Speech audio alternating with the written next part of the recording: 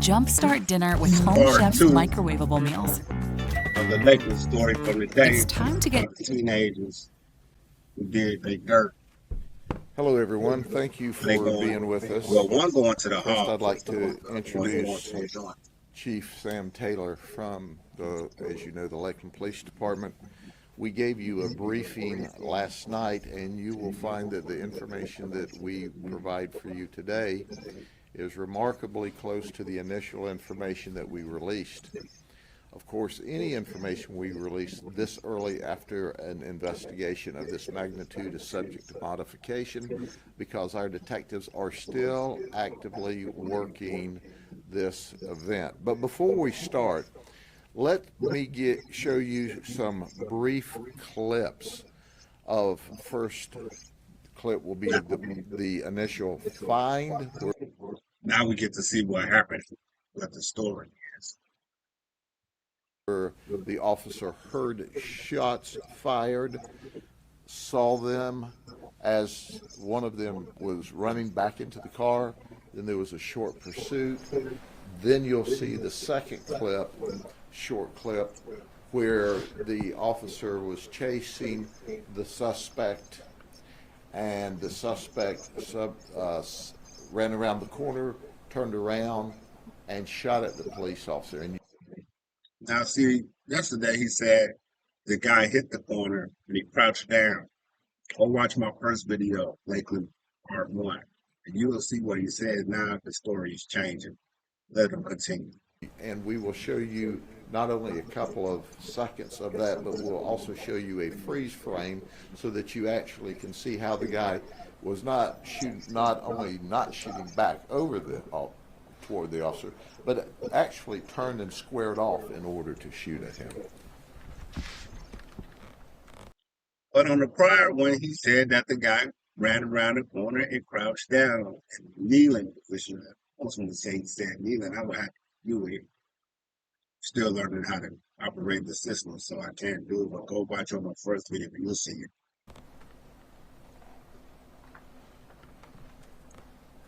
Okay, this was the initial shooting that he heard, and as you see, our suspect, even though he was commanded to stop, he jumped in the car, and off they fled. This was from the initial shooting. And this was called in as a dangerous shooting. And the pursuit.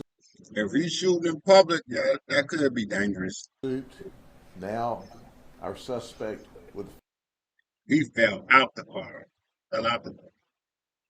Both of them, really. Firearm to the left, and you can see the firearm in his hand. The car is left on its own to wander down the street. Now that's bogus because kid could be out there. Anybody could be walking and get hit by the car. And sideswipe some innocent person that's just trying to get home from work. And the next clip, now the officer is pursuing our suspect with the gun, Dalmas. And you see the dirt fly up. That's when the officer is shot, right? He didn't fire. He turned around like the video game and caught the busing on him. He 13, but he don't look little. He look a little like he might 17. That's when our officer shot. There's the freeze frame to show how he turned all the way around 180 degrees in order to shoot at the officer. And there's that shot is what hit the officer in the foot. So I first wanted you to see that. What he gonna say is, I ain't trying to kill him. I tried to shoot low, but it don't look like it in the video. But somehow the bullet hit the guy in the foot. Maybe he was aiming for the leg. I don't know. We'll see. Now, as everyone knows, we're doing Facebook Live, and that's important. And the reason it's important today is because the news stations and the television are going to blur out the faces of these folks that are under 18 years of age because they don't want to hurt the little darlings who are, by the way, shooting at the cops, shooting at the neighbors, stealing stuff. But at the same time, when you don't blur it out when you're young like that, it promotes it because you be like, man, that's such and such, to the young people, not to people over 50, to young people, yeah, it's exciting. So they've got this silly policy where they won't run this stuff. So for all of you who watch the edited news, go back to our Facebook and see the real news, okay? I am not happy with that, if you can't tell. I read the morning paper after a guy tries to kill a police officer, and they fuzz out his face because he's only 13 years old with a gun shooting at the cops after he shoots at somebody in the neighborhood. So here you go, get ready, editors at your television stations, for editing this stuff out. And I'll probably mention it again that I'm not happy with your editorial decision. Shame on you. You're hiding criminals who are shooting at neighbors. They do that for legal reasons because they could be sued or anything. That's why they're doing that. They got to protect their job, just like you protecting yours, Brady. Who are shooting in neighborhoods, who are shooting at innocent people because you don't want to show their face, and they're felons. They're dangerous felons. So here's what they were doing, so I can give a little color behind your edit. They were riding around in Julian's vehicle. Julian is 19. Wesley, that shot the police officer, is 13, and Leonard is 14. No, see, I don't understand. Why would a 19-year-old be hanging with a 13 and 14-year-old? Come on now. He must be slow as well. I don't care what nobody's saying. Who's hanging with that age? I don't know. Now, when we talked to you last night, Wesley was in custody. Wesley looked a little slow. I think he said he was 14, but he looked a little slow. He looked a little crooked-eyed. We had just arrested, the police had arrested Julian in the vicinity of the scene where he ran. Leonard ran and got all the way home to West Lakeland before we arrested him later in the evening. He was 14. Now, here's the test for those of you who would wonder, okay, if there's 3 people in the car, how many guns are there? Well, we found 2. So who had the guns? The 13-year-old that shot the police officer, the 14-year-old Leonard Spate had one underneath the seat. And here's what we know. The details we didn't release. So Officer Smith is on another call. And he's on this other call, and out comes a dangerous shooting in the 1600 block of Kettles near the Simpson Park. So he hears the gunshots, and he rushes up, and you saw the video clip, where Dalmas is now getting into the left rear seat of the car. And the car speeds off. There's a short pursuit. They all 3 abandon the car to run from the cops. Leonard leaves his gun underneath the right front passenger seat where he's riding. Wesley Dalmas takes his gun with him and ultimately shoots the police officer. And Jermaine Julian, who's driving his mama's car, leaves it to ride off. Now, that's bogus to take your mama car, the car she worked for, let it run into some other car, could have killed anybody or hurt somebody. I wonder how old are their parents? Come on. These are you some kind of thing. Don't steal your mama car. You a gangster. Off by itself, sideswiping some poor innocent person probably trying to come home from work. So the shooting occurs. And it's much like the chief gave you the rendition last night. Our follow-up is that Wesley Dalmas intentionally tried to murder a Lakeland police officer. But that was only after they were out cruising. You know what they were doing? They were smoking marijuana. You know that You know, they smoke a little bud. Ain't nothing wrong with you smoking some bud. The bud didn't make them violent. I guarantee you that. But you know, they say your mind don't develop till you're 25, so you already destroying your brain cells from 13 and 14. Jermaine, I guess his already gone because he 19 hanging 13 and 14, so they gotta all have the same mentality. Low level, nonviolent drug. Let me say that again because that, you see, that causes the media to cringe every time I say it. It's not because of the weed they doing dumb shit. I mean dumb stuff.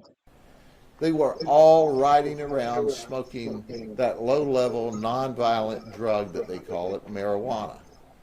Well, why were they doing that? Because they were looking for an op. They was smoking weed looking for an op. So what you think the weed made them do it? Come on now, Ray, stop it. You know what an op is? Yeah, I know what an op is. An op is the opposition in the old days in 80s and 90s in Chicago. We call it opposition. In Southern California, they call them enemies, rivals, enemies. Chicago, they call them opposition. But young people started calling them ops. So that, to me, they listen to drill music. They the ones who say the op, and now it's like everybody got ops. All got ops. Let it play. Opposition. You see, here's what we know. We know that Wesley is an associate gang member. See, he's associates of gang members. Jermaine, Well, it's affiliation by association. That's why your kids don't need to hang around any gangs. Or if you're a kid and listen to this, don't you hang around a gang. To me, a kid is under 17. It's affiliation by association. has been determined to be a gang member at 19. Leonard, at only 14, is determined to be a gang member. So they're smoking dope, riding in the car, looking for an op. What's an op? An opportunity to shoot the opposition. And obviously, they found them because they shot in the direction of someone. Did that someone report to the police? We have no idea. How would they do that? If they are active in the street, they're not going to tell the police. Who they were shooting at, whose vehicle, whose house, Because if they tell, then they'll snitch. what person they were shooting at, because no one reported it to us. But alas, they won't report it because they normally don't, because their thought is, I know who the opposing gang member is, and I'll go back and shoot at them later. Well, newsflash, you won't get a chance to shoot at these folks because we got them locked up. And you ain't going to be able to shoot at them for a while, except behind the wall or gate. So now we know that, as the chief reported, the shooting, he turned and shot. He fled on foot again from the police officer. Subsequent to that, he ran around the corner of the next building and hid behind a bush. And Wesley then, when the police officer, Officer Smith, noticed that nobody's here, he looked back, and behind him, he sees Wesley, still firearm in hand, jumps up and tries to get away again, and that's when there's another engagement, and Wesley shot. We know this morning that Wesley is shot in the leg. See, now Wesley big time gangster, not to us, not to the adult thinking people. To young kids, that's his saying that no, oh man, look, he shot at the police. He bad, he a bad guy, he bad news, he did that. And he shot in the left thigh and the stomach. We know that he was carrying a Taurus 9mm semi-automatic. We know that when he spun to shoot at at Officer Smith, at the Lakeland police officer, he shot at him 3 times. We also know that the other firearm was a Taurus 9mm as well. But you know what's interesting about this? Now I'm going to make another group of people not happy, but you should understand that when you leave your firearms in your vehicles at night, But in Florida, and this is a southern thing. Down south, I notice a lot of people do leave their guns. I don't know why they don't take it in the house, but they leave them in there. And they leave their cars unlocked, and they leave their doors on. Because I guess they're so used to it being safe or non-violent. But a lot of people do. Most what I know when I first came to the south, they didn't lock their doors. Why are we locking our doors? I'm like, I'm from the city. I lock my doors. You never know. Somebody might just be testing handles that night. this is the thieves that are stealing them. That's right. That's how they got these guns. So far, we've not been able to find where these two Tauruses were stolen from. They're not in the computer, which means somebody's not keeping their serial numbers. Do you know that all three of these people were on active probation? All three of them. That's because they active. What were they on probation for? Well, Leonard was with Wesley the night that they broke into or attempted to break into a car. Now, see, Wesley and Leonard, I bet you they on probation. They ain't supposed to be together. That's another charge. And it turns out we told you the victim saw them breaking into the car. It was a neighbor.